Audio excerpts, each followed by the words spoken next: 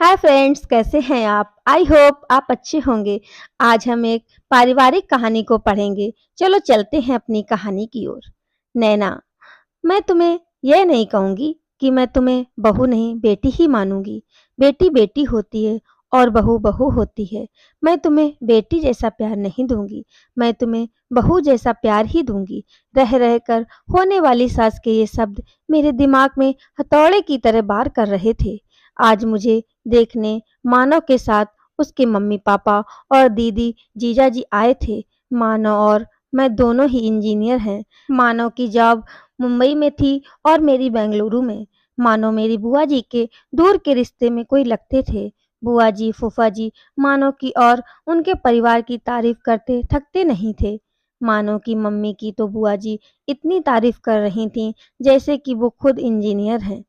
पति और बेटा दोनों इंजीनियर हैं तो जाहिर है कि पैसों की कोई कमी नहीं है, लेकिन घमंड नाम की कोई चीज उनमें नहीं है।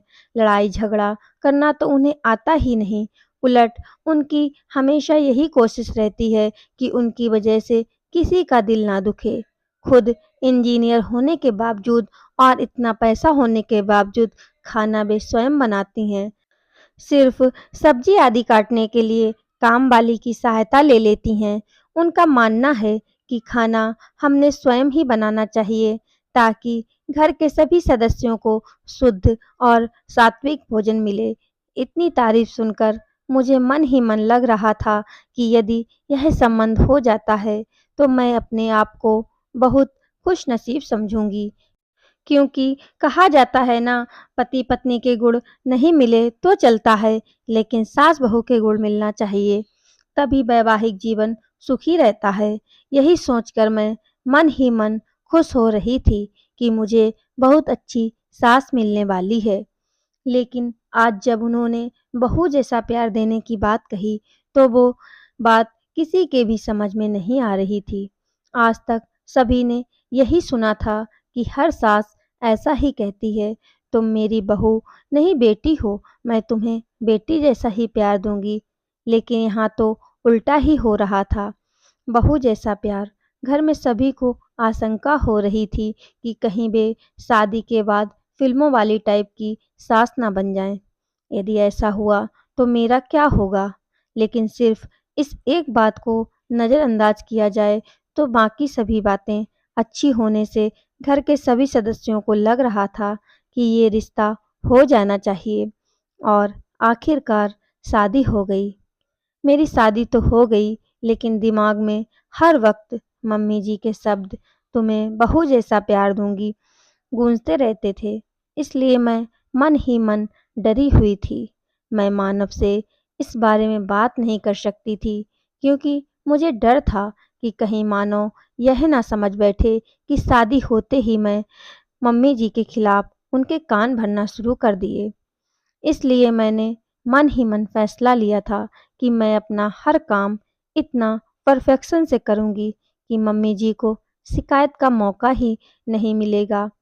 जब शिकायत का मौका ही नहीं मिलेगा, इस बात का मेरे ऊपर इतना असर हुआ कि मैं हर वक्त डरी-डरी सी रहने लगी। मानो ने भी 2-3 बार प्रेम से पूछा, क्या बात है? तुम खुश नहीं दिखती, तुम्हें किसी ने कुछ बोला है क्या? मैं उन्हें क्या बोलती? मैंने इतना ही कहा, नहीं, ऐसी कोई बात नहीं है। नया घर, नया वातावरण, सब कुछ नया होने से शायद मैं अपने आप को एडजस्ट नहीं कर पा रही हूँ। धीरे-धीरे सब ठीक हो जाएगा। मम्मी जी, पापा जी भी मेरा बहुत ख्याल रख रहे थे। हर वक्त बहुत प्यार से पेश आते। लेकिन मेरे मन में जो बहू जैसा प्यार की गांठ बैठ चुकी थी, वो निकल ही नहीं पा रही थी। सब लोग कहते हैं ना कि शादी के बाद कुछ दिनों तक जो ससुराल के सभी लोग अच्छे से ही रहते हैं, असलियत तो धीरे-धीरे सामने आती है। अभी तो शुरुआत है, इसलिए ये लोग प्यार जता रहे हैं। धीरे-धीरे मेरा मन इन्हीं सब आशंकाओं से ग्रस्त रहने लगा। शादी के 8-10 दिनों बाद की बात है। मैं चाय बनाने के लिए दूध के पतीले में से दूध निकालने लगी तो ना जाने कैसे क्या मेरे हाथ से सांडसी बराबर पकड़ी नहीं गई और पतीला हाथ से छूट गया। पूरा का पूरा गरम-गरम दूध नीचे गिर गया। मैं इतनी ज़्यादा डर गई कि पूछो मत।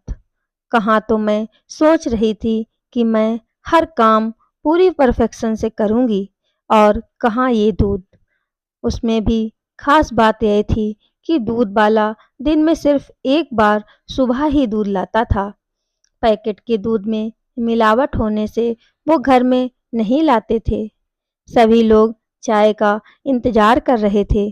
पतीला गिरने की आवाज़ सुनकर मम्मी जी ने बाहर से ही आवाज़ लगाई, नैना, क्या हुआ?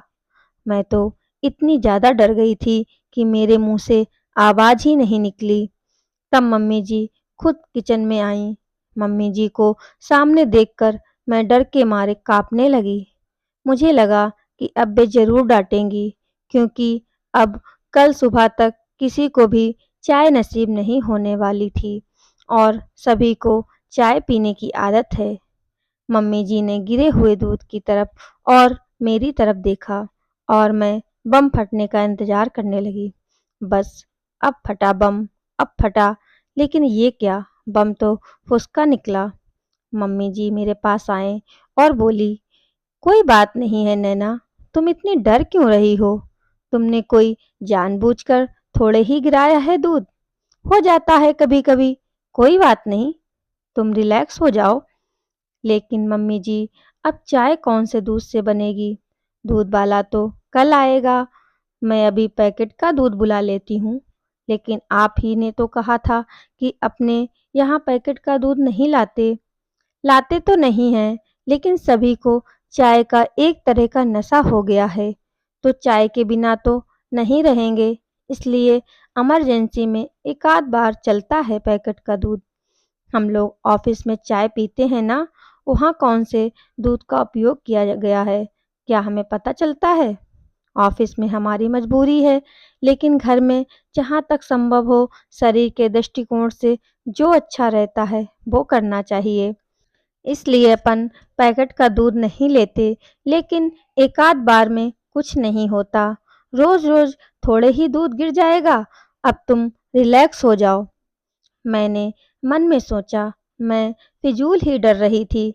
मम्मी जी तो कितनी अच्छी हैं, लेकिन दूसरे ही पल सहेली की बात याद आ गई कि ये सब चोचले शादी के शुरुआत में ही होते हैं, आगे-आगे देखना होता है क्या? यह बात याद आते ही फिर से मन में वही डर समा गया। 2-1 बार और इसी तरह की छोटी-छोटी गलतियाँ हुईं, लेकिन तब भी मम्मी जी ने मुझे प्यार से ही समझाया। 4-5 महीने के बाद की बात है। सभी को पालक पनीर की सब्जी बहुत पसंद थी। आज रविवार की सभी को छुट्टी होने पर पालक की सब्जी बनाने का तय हुआ। सब लोग खाना खाने बैठे तो जैसे ही इन्होंने पहला कौर मुँह में लिया तो बहुत बुरा मुँह बनाया और एक घूँट पानी पीकर बोले कि आज सब्जी में नमक डाला है कि नमक में सब्जी डाली है? आज डबल नमक है सब्जी में। मुझे काटो तो खून नहीं। हे भगवान! अब ज़रूर मम्मी जी अपना बहू वाला प्यार दिखाएँगी। कहेंगी कि तेरी मम्मी ने यही सिखाया क्या? पढ़ लिख कर नौकरी कर रही हो, इसका ये मतलब नहीं कि तुम्हें सब्जी बनाना भी नहीं आना चाहिए। तुम्हारी माँ ने तो कहा था कि मेरी बेटी को सब आता है, फिर ये क्या है? मैं ये सब सोच ही रही थी कि इतने में मम्मी जी ने मुझे ज़ोर से झंझोड़ा। नैना, नैना, क्या हुआ? तुम काँप क्यों रही हो? रो क्यों रही हो? कुछ नहीं, वो सब्जी, मम्मी जी सॉरी, ना मालूम आज कैसे क्या नमक डबल हो गया। अब सब लोग खाना कैसे खाएंगे? फूल गोभी की सब्जी, दाल, चटनी और अचार है ना, खा लेंगे। तू घबरा मत, लेकिन आगे से सब्जी बनाते वक्त थोड़ा ख्याल दिया कर। दोपहर में जब मैं और मम्मी जी अकेले थे, तब वो बोली, शादी हुई है, तभी से मैं देख रही हूँ कि तुम फ्री नहीं लग रही हो। ऐसा लगता है कि कहीं खोई-खोई सी, डरी-डरी सी लगती हो। क्या बात है? यदि तुम मुझे नहीं बताओगी, तो हम समस्या का निदान कैसे कर पाएंगे? यहाँ तुम्हारी मम्मी नहीं है, लेकिन मैं तो हूँ ना। तुम मुझसे अपने मन की हर बात कर सकती हो। उनके इतने प्रेम से बोलने पर मैं अपने आप को रोक नहीं पाई और रोने लगी। उन्होंने मुझे अपनी बाहों में भर लिया। अब बता क्या बात है? मम्मी जी, जब आप मुझे देखने आई थीं, तो आपने कहा था ना कि आप मुझे बेटी जैसा नहीं, बहू जैसा प्यार करेंगी। हाँ, कहा था तो? बहू जैसा भी कोई प्यार होता है क्या? बहू की छोटी से छोटी गलती पर भी उसे इतना प्रताड़ित किया जाता है कि मानो उससे बहुत बड़ा गुनाह हो गया हो। इसलिए मुझे लगा कि आप मेरी छोटी से छोटी गलती पर भी महाभारत रचेंगी, इनको मेरे खिलाफ भड़काएंगी। इसी सोच के चलते मैं हर वक्त डरती रहती थी कि मुझसे कोई गलती नहीं होनी चाहिए, मुझ पर नाराज़ होने का आपको कोई मौका नहीं मिलना चाहिए।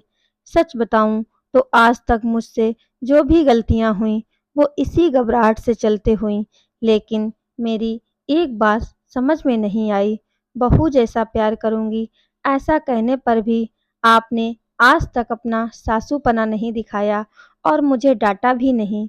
फिर आपने ऐसा क्यों कहा था कि आप बहू जैसा प्यार करेंगी? अरे पगली, मुझे नहीं पता था कि तू मेरी सीधी-सी बात को इतना दिल पर लगा लेगी। एक बात बता, क्या कभी तूने किसी माँ को अपने बेटी से यह कहते हुए सुना कि वो उसे बहू जैसा प्यार करेगी? नहीं ना? जब हम बेटी को बहू जैसा प्यार नहीं करते, तो बहू को बेटी जैसा प्यार क्यों करते हैं? इसका तो यही मतलब हुआ ना कि हम बेटी को ज़्यादा महत्व देते हैं, बेटी को ज़्यादा प्यार करते हैं, इसलिए बहू से कहते हैं कि तुझे बेटी बनाएँगे, तुझे बेटी जैसा प्यार देंगे। हम लोग बेटी को ज़्यादा महत्व देते हैं, इसलिए बेटे को बेटे जैसा ही प्यार देते हैं। कभी भी बेटे से ये नहीं कहते कि तुझे बेटी जैसा प्यार देंगे।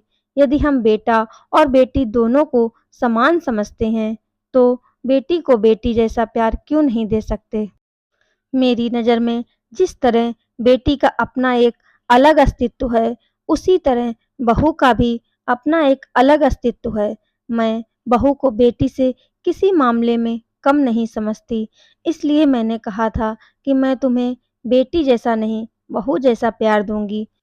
मुझे क्या पता था कि तू उसका गलत मतलब लगा के वह बात दिल को लगा लेगी।